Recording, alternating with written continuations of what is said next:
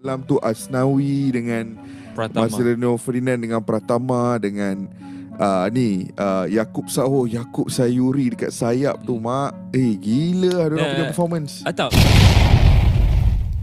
Assalamualaikum dan salam sejahtera, kembali lagi bersama dengan saya di Tengkuruk Channel guys. Jadi melihat tentang perkembangan pasukan Timnas Indonesia, saya rasa begitu kagum ya, dan juga tertarik dengan peningkatan ranking di peringkat FIFA, yang mana sebelum ini berdasarkan ranking FIFA yang diupdate pada bulan Februari baru-baru ini, posisi Timnas Indonesia naik 4 peringkat kalau dibanding sebelum mengikuti ajang Piala Asia 2023. Nah, setelah menentang beberapa perlawanan, Indonesia memenangi beberapa perlawanan, yang mana redaksi ranking FIFA, Indonesia salib Malaysia naik peringkat ke 135. Nah, ini yang membuatkan saya rasa tertarik untuk mengikuti perkembangan sepak bola yang terdapat di Indonesia. Malah bukan saja saya yang mengikuti dan juga tertarik, ada juga beberapa media Malaysia yang turut menyoroti tentang perkembangan sepak bola di Indonesia. Tetapi Shin Tae-yong hadir dengan beberapa muka baru. Ada pemain daripada Venezia, pemain centre back Itzes. Tumpuan aku adalah perlawanan di Midin yang menyaksikan kemenangan mutlak Indonesia 3-0. Nah, jadi guys, untuk kali ini di sini dikatakan ya, Indonesia bukan level kami lagi, kata beberapa negara tetangga.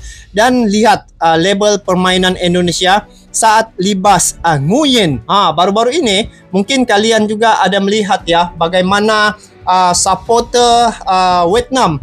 Ketika itu saya pun ada juga melihat yang mana mereka meminta untuk pelatih Vietnam untuk out. Sampai ke tahap itu guys, diperlakukan. Bayangkan selama 20 tahun ya Indonesia bertahan setelah menentang Vietnam baru-baru ini. Selama 20 tahun penantian itu akhirnya telur pecah. Maksudnya di situ kejayaan untuk mengatasi Vietnam telah berjaya. Jadi ini satu pembuktian bahawa pasukan Timnas Indonesia saat ini merupakan antara tim yang dikira kuat ya untuk Asia Tenggara, dan pasukan Timnas Indonesia ada peluang besar untuk layak ke babak seterusnya dan bakal akan menentang pasukan Timnas Iraq selepas ini. Dan apabila melihat pemain-pemain Timnas Indonesia begitu banyak menampilkan wajah-wajah baru, dan ini merupakan juga salah satu kekuatan Timnas Indonesia yang dibentuk oleh Coach Shin Tae-yong. Jadi guys, bagaimanakah tanggapan negara tetangga terhadap Indonesia saat ini? Mungkin sebelum ini mereka menganggap remeh ya terhadap pasukan Timnas Indonesia. Namun apakah perkara yang mereka nilai tentang Indonesia setelah melihat kejayaan dan juga pencapaian yang dikecapi oleh pasukan Timnas Indonesia? Dan yang menariknya di sini guys, Indonesia sudah bukan lagi timnas yang seperti dulu, tetapi Indonesia merupakan satu tim yang begitu banyak negara yang mula berhati-hati ya tentang Timnas Indonesia. Jadi apapun, kita semak dulu bagaimana pandangan dan juga respon negara tetangga, sehingga kan Indonesia bukan lagi label kami katanya. Negara tetangga lihat label permainan Indonesia saat libas Nguyen. Yang ketara sangat apabila pasukan Timnas Indonesia naik peringkat ya guys. Diprediksikan bahwa Timnas Indonesia naik peringkat ke peringkat 136 kalau tidak silap saya. Dia telah memotong pasukan Timnas Malaysia juga. Jadi itulah satu-satu tim itu tidak boleh dipandang remeh, kerana telah terbukti bahawa segalanya boleh berlaku ya. Kerana setiap tim itu pasti ada dia punya teknik dan juga dia punya strategi untuk memperkuatkan timnya. Jadi mari kita semak sama-sama bagaimana respon negara tetangga lihat label permainan Indonesia saat libas Nguyen. Jadi ayo sama-sama kita saksikan klip video ini guys. Jom. Indonesia bukan label kami. Inilah respon negara tetangga, lihat label permainan Indonesia saat libas Nguyen guys. Jom kita saksikan info ini bagaimana dan apakah yang mereka lihat tentang pasukan timnas Indonesia. Ternyata menjadi satu-satunya wakil ASEAN yang paling berjaya pada matchday keempat kualifikasi Piala Dunia 2026 zona Asia setelah menggasak timnas Vietnam. Dalam pertandingan yang berlangsung di Stadion Nasional Maidin Selasa kemarin, timnas Indonesia sukses pesta gol ke gawang timnas Vietnam setelah menang dengan skor 3-0. Sejak babak pertama, skuad Merah Putih sudah unggul 2 gol lewat kontribusi JIJS dan Ragnar Orat Mangun. Menjelang laga berakhir, gol Ramadan ini musuh tradisi mereka nih. 98 menutup pesta kemenangan timnas Indonesia. Cantik jaringan. Menariknya, hasil positif ini terhitung sangat langka di kawasan Asia Tenggara. Asia Tenggara guys. Negara-negara tetangga lainnya justru mengalami nasib yang naas pada saat yang sama. Betul guys. Nasib tragis dialami Malaysia pun dikalahkan oleh Oman. Kualifikasi Piala Dunia 2026 zona Asia. Mereka hancur lebur kalah bertanding di kandang sendiri. Tampil percaya diri usai menahan Korea Selatan di kandangnya beberapa hari lalu.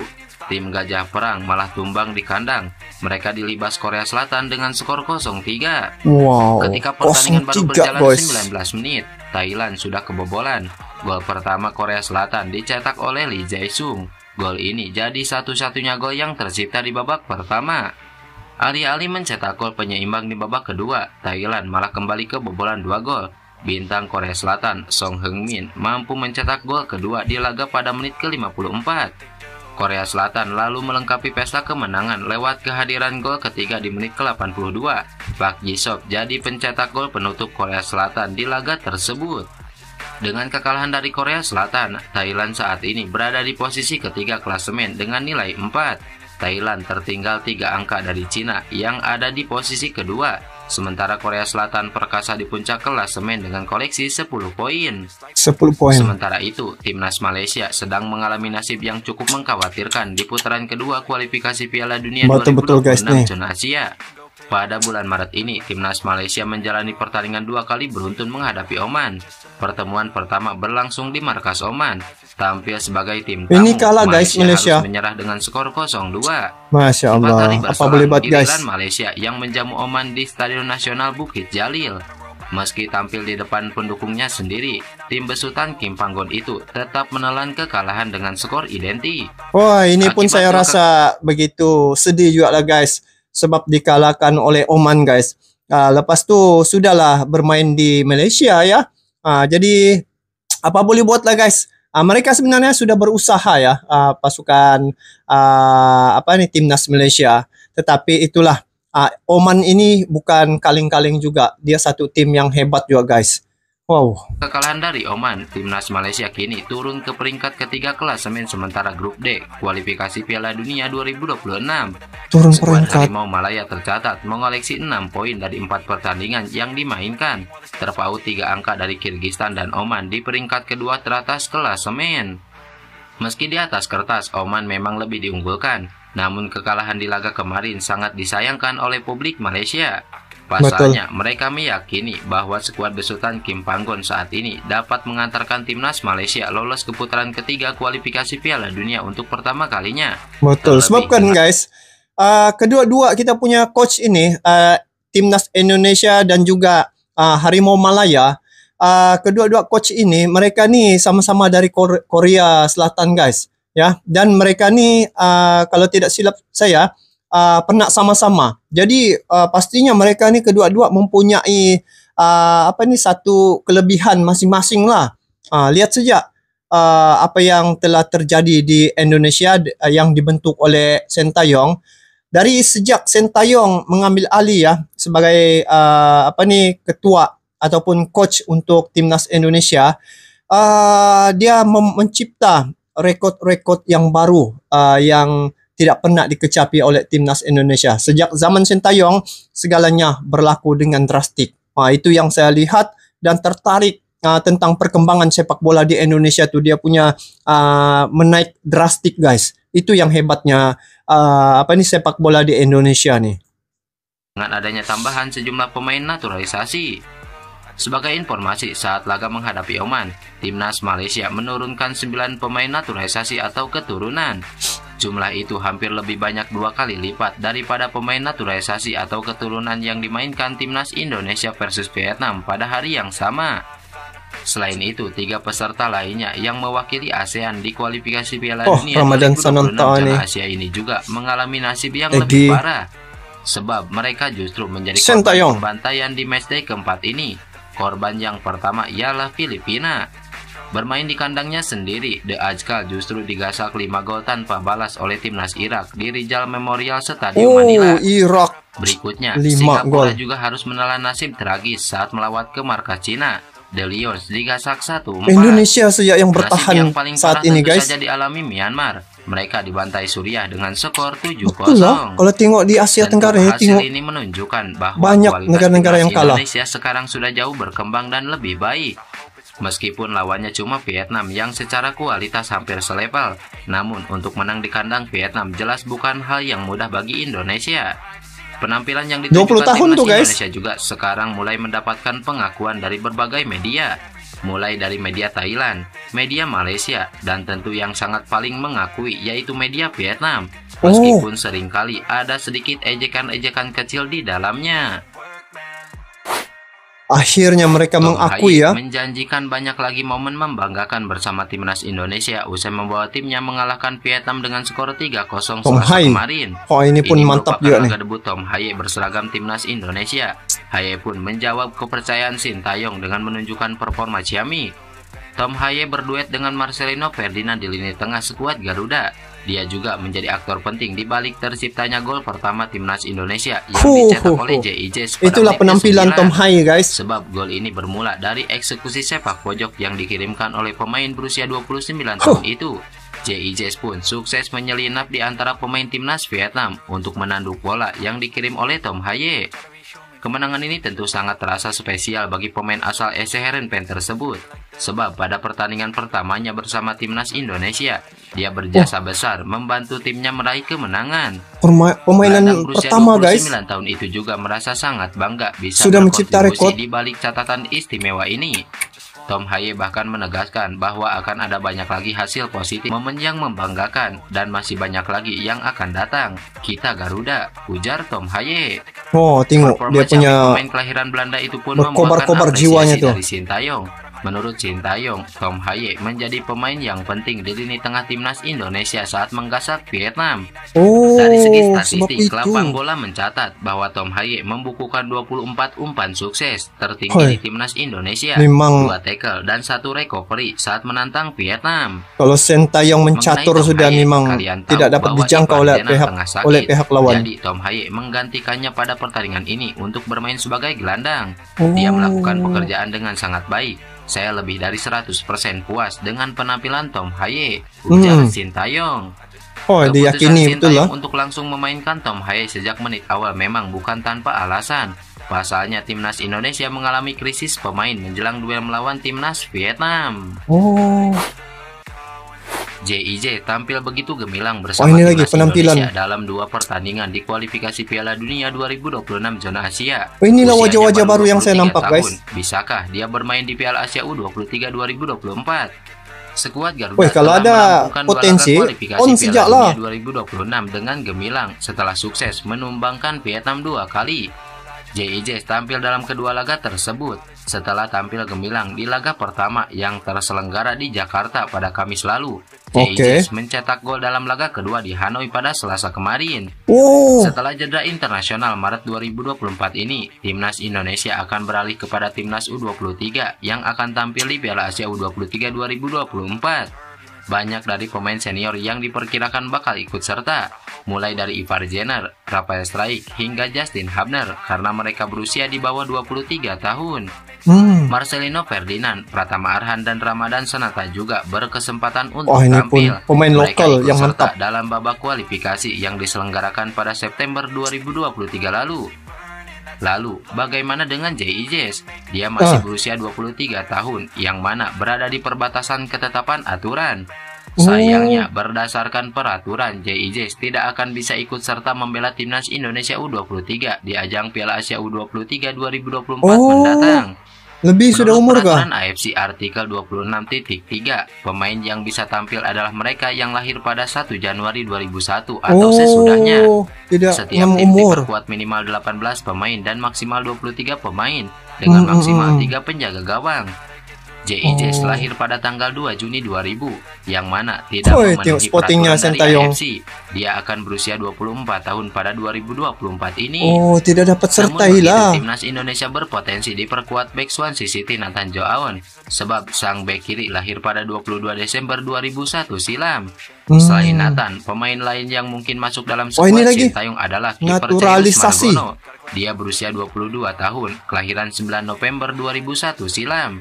Oh. Timnas Indonesia U23 berada di grup A Piala Asia U23 2024 bersama dengan Qatar, Australia, dan Oh, dengan Yordania. Qatar lagi, guys. Pertandingan pertama adalah kontra tuan rumah Qatar pada 15 April, diikuti menghadapi Australia pada 18 April, dan kemudian Yordania pada 21 April. Wih, banyak perlawanannya. Oh.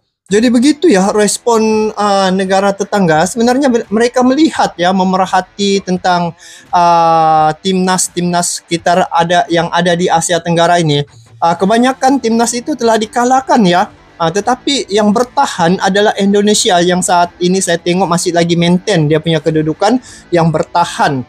Sehingga Indonesia antara pasukan yang ada peluang besar untuk layak ke babak seterusnya. Jadi disitulah yang mereka lihat dan mengakui bahwa timnas Indonesia bukan label kami sekarang katanya di situ. Tapi memang wajarlah mereka katakan begitu sebab jika kita melihat persembahan ataupun penampilan timnas Indonesia saat ini, mereka cukup bersemangat, cukup berenergi dan juga cukup dari segi kombinasi pemain-pemain, walaupun ada pemain-pemain yang baru bermain 2-3 kali dalam satu pasukan, tetapi mereka dapat dari segi kombinasi itu cukup serasi ya. Jadi itu yang saya nampak apabila Sintayong membentuk pasukan timnas Indonesia itu, dia lagi arif dan juga kepakarannya memang di situ. Jadi berhadapan dengan tim-tim lawan, dia pasti akan mengubah skema dan juga strateginya untuk menentang pihak-pihak lawan di masa-masa perlawanan yang dihadapi oleh pasukan timnas Indonesia. Jadi inilah perkara yang menjadi tarikan dan juga saya pun rasa tertarik ya mengikuti perkembangan sepak bola yang terdapat di Indonesia, yang mana dari segi kedudukannya itu tidak disangka ya begitu luar biasa dia punya perkembangan dan juga perubahan yang drastik. Kejayaan yang dikecapi oleh pasukan timnas Indonesia, malah banyak media yang menyoroti timnas Indonesia, termasuklah media Malaysia, sehingga kan dia mengatakan begitu, apa yang perlu dicontohi daripada timnas Indonesia. Saya ada dengar media Malaysia katakan begitu, disebabkan melihat pada performance timnas Indonesia saat ini memang jauh lebih baik lah berbanding dengan yang dulu. Jadi memang label timnas Indonesia saat ini adalah bukan lagi label-label sembarangan ya, tetapi timnas Indonesia, lihat saja dia sudah mengorak langkah untuk maju ke label dunia. Jadi guys, bagaimana pula pandangan kalian tentang perkara ini? Nanti kalian komen di bawah. Jadi semoga pasukan timnas Indonesia dapat melakukan penampilan yang lagi baik berbanding dengan penampilan sebelum ini ya. Sebab Indonesia kalau di Asia Tenggara, timnas Indonesia lah kiranya menjadi wakil di Asia Tenggara ini, wakil tim untuk Asia Tenggara, dan timnas Indonesia ini memang satu tim yang kuat. Jadi kami pun dari Malaysia mendoakan dan mendukung pasukan timnas Indonesia agar terus maju, terus sukses dalam perlawanan yang dihadapi ke hadapan ini. Jadi kita bertemu lagi di video akan datang. Sampai jumpa lagi. Assalamualaikum, salam sejahtera, bye.